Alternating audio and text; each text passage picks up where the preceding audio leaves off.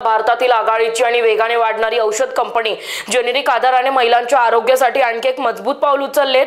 कंपनीने आज miss to Mrs Drynet sanitary pads launch केलेत। एक अत्यंत परवडणारा, सुरक्षित आणि आरामदायी मासिक पाळीच्या स्वच्छतेचा पर्याय, म्हणजे विशेषतः अशा महिलांसाठी ज्या आर्थिक कारणामुळे आतापर्यंत सुरक्षित पॅड्स वापरू शकल्या नाहीत। आजही भारतातील कोट्यवधी महिला महागड्या सॅनिटरी पॅड्समुळे जुने कापड, कागद किंवा इतर असुरक्षित पॅड्स वापरतात, ज्यामुळे संसर्ग, आरोग्य समस्या आणि अनेक वेळा शिक्षण किंवा नोकरीपासून दूर जाण्याचा धोका असतो। मिस टू मिसेस हे केवळ एक उत्पादन नाही, तर प्रत्येक महिलेचा आरोग्य आणि स्वाभिमानाचा अधिकार सुनिश्चित करण्यासाठी एक ठोस प्रयत्न आहे, असे जेनेरिक आधाराचे संस्थापक आणि CEO अर्जुन देशपांडे म्हणाले।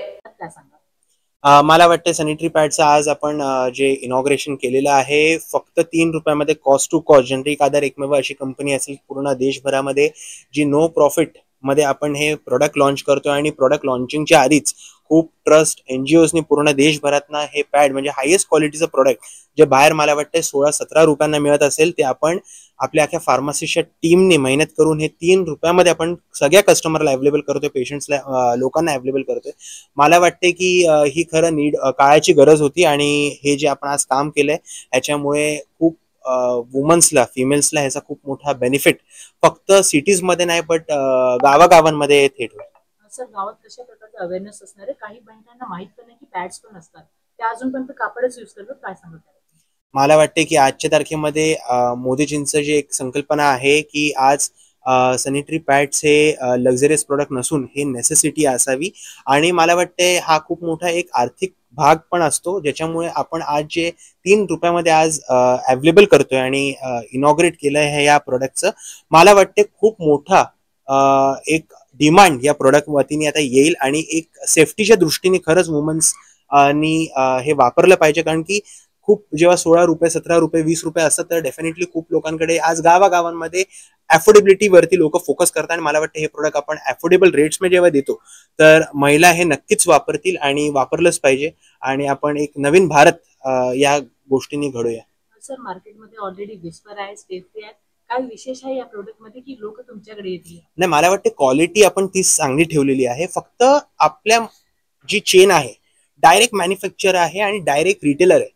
जेव्हा तुम्ही दुसरे कुठलीही कंपनी बघता, त्यांच्याकडे मध्ये 15 ते 20 लोकांची चेन असते, ज्याच्यामध्ये प्रोडक्ट फिरून फिरून जे 10 रुपयांची गोष्ट असते लोकांपर्यंत पोहोचताना 100ची पोहोचते। जी गोष्ट आपण मेडिसिन्स मध्ये एक नवीन रिव्होल्युशन आणलं, तीच गोष्ट आज आपण या प्रोडक्ट मध्ये पण करतोय। तर मला वाटते direct from the manufacture direct to the retailer आणि पेशंट हे आपण एक इकोसिस्टम जी केली, आणि रतन टाटा सरांच्या एक मार्गदर्शनाने अजून एक चांगलं बूस्ट आपण गावागावांमध्ये पण या गोष्टीला देतो।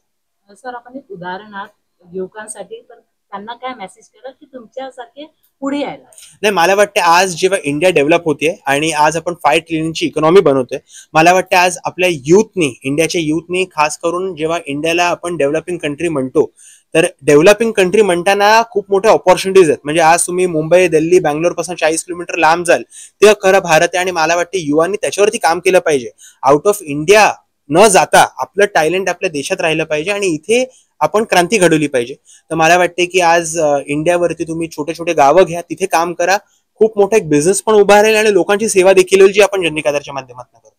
पॅडमॅन मूवी आलेली, तेच आपण साकार केले सत्यमध्ये, काय सांगाल त्याबद्दल? मला वाटते की एक फक्त मूवी पर्यंत चांगल्या गोष्टी सीमित न राहता ते एक्झिक्युशन पण त्या गोष्टीचं झालं पाहिजे। आणि आज जे आपण जेनेरिक आधारच्या माध्यमातून एक्झिक्युशन त्या गोष्टीचं केलं, त्याचा मला खूपच अभिमान आहे। सर, योगा डे आहे, तुम्ही लॉन्चिंग केलंय, कशा प्रकारे लोकांना शुभेच्छा देणार? योगा कुठेतरी पाठी पडले असं वाटत नाही का? मला वाटते योगा आज म्हणजे पूर्ण वर्ल्ड मध्ये ह्याची दखल घेतली जाते। म्हणजे मला वाटते योगाचे आता खरंच ब्रँड अँबॅसेडर आपले प्राईम मिनिस्टर आहेत। आणि खरंच मी जेव्हा US ला जातो, नाही तर मी आउट ऑफ इंडिया जपानला जातो, तर मला ते लोक, तिकडचे लोक मला नेहमी सांगतात की yoga, we also now practice yoga. मला वाटते की योगा आपल्या देशातनं घडलेली गोष्ट आहे आणि आपलं ट्रेडिशनल नाही तर संस्कृती आहे, आणि आपल्याला त्याचा अभिमान नक्की असला पाहिजे, तरच विश्वाला त्याचा अभिमान असेल। तर मी तेच सांगेन आज योगा दिवशी।